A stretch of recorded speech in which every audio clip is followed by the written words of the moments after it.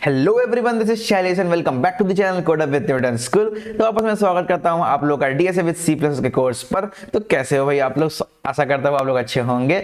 तो क्रिसमस का सीजन चल रहा है, तो happy new year and merry Christmas to all of you. तो आप लोग भी कमेंट में लिखकर बताओ कैसा लग रहा है आपको वीडियो और कैसा लगता है, और हैप्पी न्यू ईयर तो लिख देना या फिर मैरी क्रिसमस, ठीक है।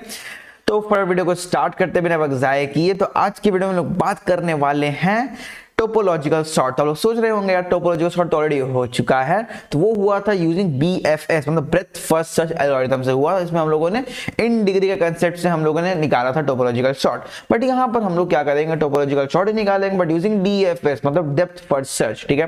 तो पहले फटाफट मैं टॉपिक का नाम लिख दूं, टोपोलॉजिकल सॉर्ट या टोपो सॉर्ट बोलते हैं इसको शॉर्टकट में, ठीक है। मैं ये यूज करने वाला हूं यहाँ पर डीएफएस इस बार। तो पिछले बार मैंने बताया था आपको यूजिंग बीएफएस मतलब ब्रेथ फर्स्ट सर्च, और उसमें मैंने बताया था आपको इन डिग्री का कांसेप्ट, ठीक है। उससे मैंने आपको क्वेश्चन बताया था, उस मतलब वो टॉपिक मैंने बताया था आपको। बट आज बताऊंगा आपको डीएफएस मतलब ब्रेथ फर्स्ट सर्च में बताने वाला हूं, और फिर बताऊंगा कैसा लगना वीडियो, मतलब वीडियो क्या बोल रहा हूं मैं, कैसे अप्रोच होगा सब बताने वाला इस वीडियो में, ठीक है।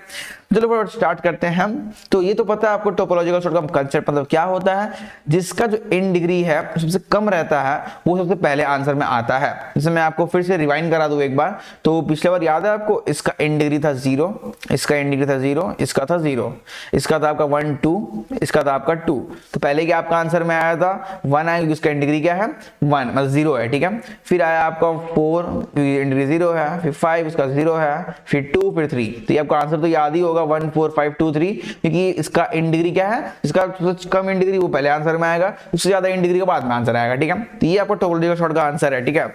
अब मैं इसको एक बार इरेज कर दूं ये वाला पार्ट, और ये आंसर को मैं स्टोर करने देता हूं, ठीक है। चलो अब देखते हैं कि कैसे आंसर बनने वाला है आपका। इसको एक बार हटा दे, हाँ अब सही है। तो चलो अब इसका क्या आंसर बनने वाला है यूजिंग डीएफएस। चलो मुझे बस क्या करना है, डीएफएस बोल दिया हूं तो ज्यादा दिमाग नहीं लगाना आपको। बस क्या करना है, आपको कोई भी पॉइंट से स्टार्ट करना है डीएफएस, ठीक है। मान लो 2 1 से स्टार्ट किया मैंने, और वहां से बस आपको क्या करना है डीएफएस चलते जाना है, मतलब अंदर जाते जाना है डीएफएस के थ्रू, ठीक है। जैसे मान लो मैंने 1 से स्टार्ट किया, 1 से मैं गया 2 पे, ठीक है। तो 2 का फिर एडजेसेंट कौन है 3, तो जाएगा वहां से 3 पर। 3 का कोई एडजेसेंट है नहीं, क्योंकि ये वेटेड है ना, तो 3 का एडजेसेंट 2 या 5 नहीं हो सकता, क्योंकि वेटेड है, तो 3 का एडजेसेंट कोई नहीं है। तो जैसे हम लोग अपना फ्लो में जाएंगे डीएफएस का और देखेंगे कि उसका एडजेसेंट कोई नहीं है, अब वहां से वो बैक ट्रैक करने वाला, मतलब वो वहां से पीछे जाने वाला है, तो उस वाले नोड को क्या करेंगे, मैं एक कोई वेक्टर या कहीं मतलब कोई डेटा स्ट्रक्चर में स्टोर कर दूंगा, ठीक है। मैं वेक्टर ही मेंटेन करता हूं, फिर मैं 3 को मान लो मैंने स्टोर कर दिया, ठीक है। चलो मैं यार डायग्राम बना ही देता हूँ रेड पेन से ही, जिसमें डीएफएस गया 1 से लेकर 2 पे, फिर 2 से मैं गया 3 की तरफ, ठीक है। और 3 का कहीं नहीं जा सकते, तो 3 को मैंने डाल दिए इस तरह इसमें, ठीक है। तो इसको हटाओ, रेड पेन से लिखता हूँ मैं, 3 लगा दिए मैं आंसर में, मतलब कोई वेक्टर मैंने इंसर्ट कर दिया। यहां से बैक ट्रैक करके गए हम लोग 2 पे, ठीक है। अब 2 का कोई एडजेसेंट है नहीं है, तो वो भी जाएगा मेरा आंसर में। जब वहां से बैक ट्रैक करेंगे तो 2 से बैक ट्रैक करने वाले दूसरा डाल दिए हम लोग आंसर में, ठीक है। अब 2 से हम लोग बैक ट्रैक करके जाएंगे 1 की तरफ। अब 1 का कोई एडजेसेंट है नहीं है, तो मैं सिंपली अब 1 को बैक ट्रैक करूंगा, तो 1 यहां पर आया, ठीक है। अब वहां से डीएफएस का फ्लो खत्म। अब नेक्स्ट फ्लो डीएफएस शुरू होगा 4 से गया 2 की तरफ। तो पहले तो आप 4 से 2 पे जाओगे, तो 2 तो आपका विजिट हो चुका होगा, तो 2 से कोई फिर डीएफएस नहीं चलने वाला है, तो बैक ट्रैक होकर यहाँ आएगा कि 2 तो मतलब बैक ट्रैक क्या, वो 2 पे जाएगा ही नहीं, ठीक है, डीएफएस चलेगा ही नहीं। तो 4 क्या, तो कोई है नहीं एडजेसेंट उसका, तो 4 से जाएगा बैक ट्रैक, 4 को हम लोग इंसर्ट करेंगे आंसर में, ठीक है। 4 का कहानी खत्म। 5 से जाएगा, फिर 3 में तो विजिटेड है, तो वहां जाएगा ही नहीं, डीएफएस चलेगा ही नहीं, तो 5 से हम लोग फिर कोई और एडजेसेंट नहीं है, तो 5 जाएगा हमारा आंसर में।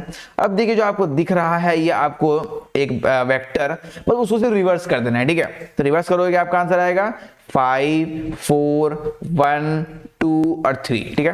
तो ये आपका आया बेसिकली टोपोलॉजिकल सॉर्ट का आंसर। आप सोच रहे हो भाई ये क्या, नॉर्मल डीएफएस मैंने चलाया, मैं बस रिवर्स आते वक्त जब स्टोर कर रहा हूं, और फिर रिवर्स कर दिया लास्ट में, सॉरी जब बैक ट्रैक आते वक्त मैं सिर्फ स्टोर कर रहा हूं डेटा को एक वेक्टर में, और लास्ट में सिर्फ उसे रिवर्स कर देना है, इसको बस रिवर्स कर देना है, मेरा आंसर बन जा रहा है। हाँ, क्यों ऐसा हो रहा है, कि बेसिकली हम लोग क्या कर रहे हैं, हम लोग जब 1 से स्टार्ट कर रहे हैं तो 2 पे गए, फिर 3 पे गए, मतलब हम लोग लास्ट में किसका पहुंच रहे हैं, जिसका जो इन डिग्री उसमें ज्यादा है। देखिए 3 का इन डिग्री ज्यादा है ना, 2 है पूरी इन डिग्री उसका, भले 2 का तो कोई बात नहीं, पर वो 3 का भी तो था वहां पर।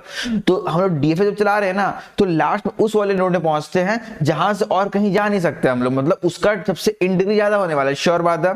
तो वो हम लोग पहले इंसर्ट कर रहे हैं, फिर उसका पीछे जो होगा उससे पक्का एक कम इन डिग्री होने वाला है, या तो बराबर होने वाला है, जैसे 2 का बराबर था उस केस में, तो उसको फिर इंसर्ट करेंगे, और फिर लास्ट में से जो इंसर्ट होगा उसका एंट्री सबसे ही कम होने वाला है, क्योंकि वहां से डीएफए शुरू कर रहे हैं हम लोग, ठीक है, वहां से हम डीएफए शुरू करने वाले, तो उसका एंट्री सबसे कम होने वाला है, ठीक है।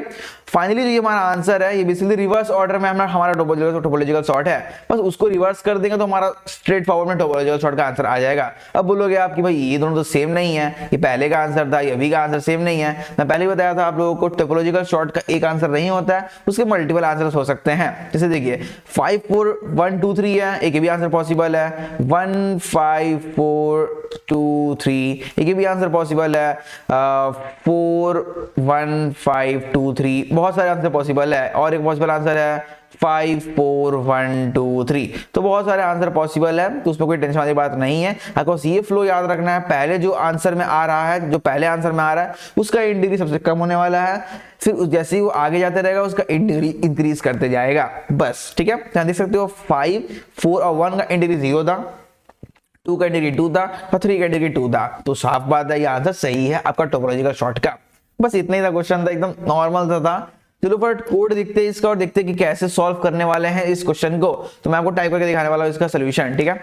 So students, I think sure कि आपको अभी तक लेक्चर में जो भी मैं बोल रहा हूँ आपको समझ आ रहा होगा। यहाँ पर मैं सिर्फ 1 मिनट का ब्रेक लेकर आपको न्यूटन स्कूल के बारे में बताना चाहूंगा। सो न्यूटन स्कूल बेसिकली एक ऑनलाइन लर्निंग प्लेटफॉर्म है जहां पर आपको फुल स्टैक डेवलपमेंट के कोर्स में एनरोल करके आपकी ड्रीम जॉब्स प्लेसमेंट पा सकते हैं। And the best part is that यहाँ प्लेसमेंट लगने तक आपको कोई फीस नहीं देनी होगी।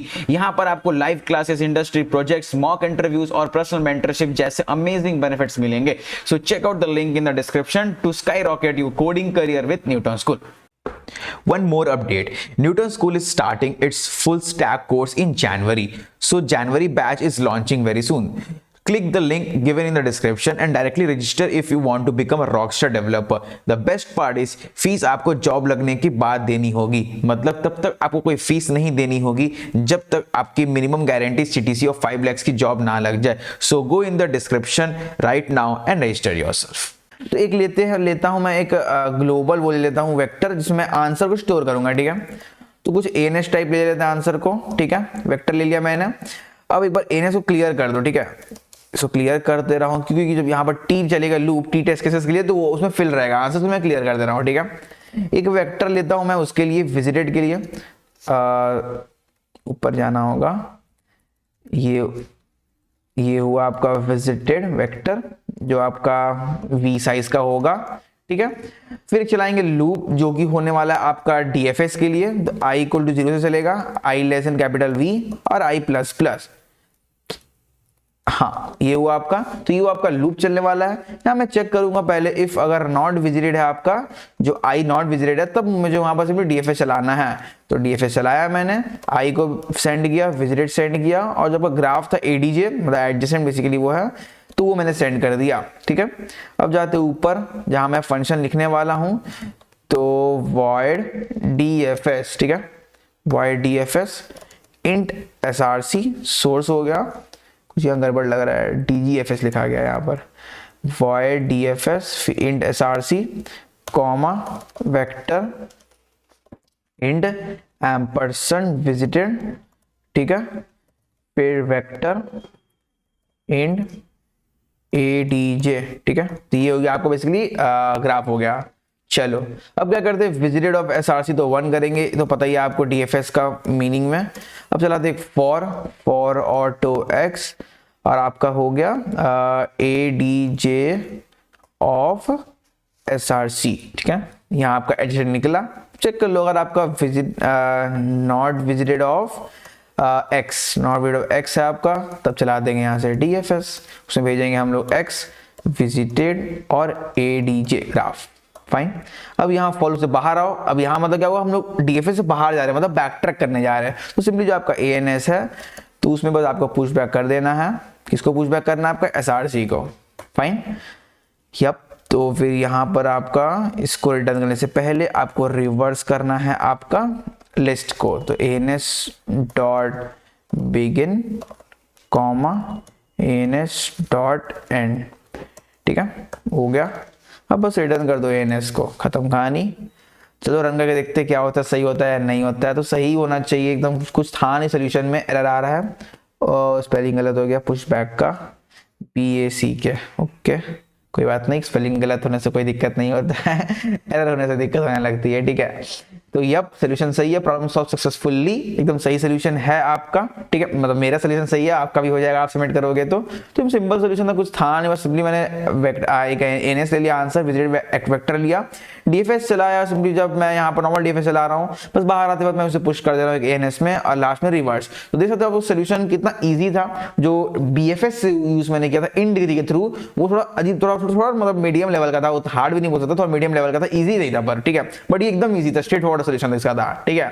तो भी समझ में आया होगा। वीडियो आपको अच्छा लगे तो वीडियो तो लाइक कर देना, चैनल पर नए हो चैनल सब्सक्राइब कर देना। तो मिलते हैं नेक्स्ट वीडियो में, अंटिल देन बाय बाय। बच्चों आई होप आपको ये लेक्चर पसंद आया होगा। एक लास्ट इंफॉर्मेशन जो मैं आपके संग शेयर करना चाहता हूं, जो कि बहुत जरूरी है, that is introduction to Newton School, जिनकी मदद से हम ये वीडियोस आप तक पहुंचा पा रहे हैं।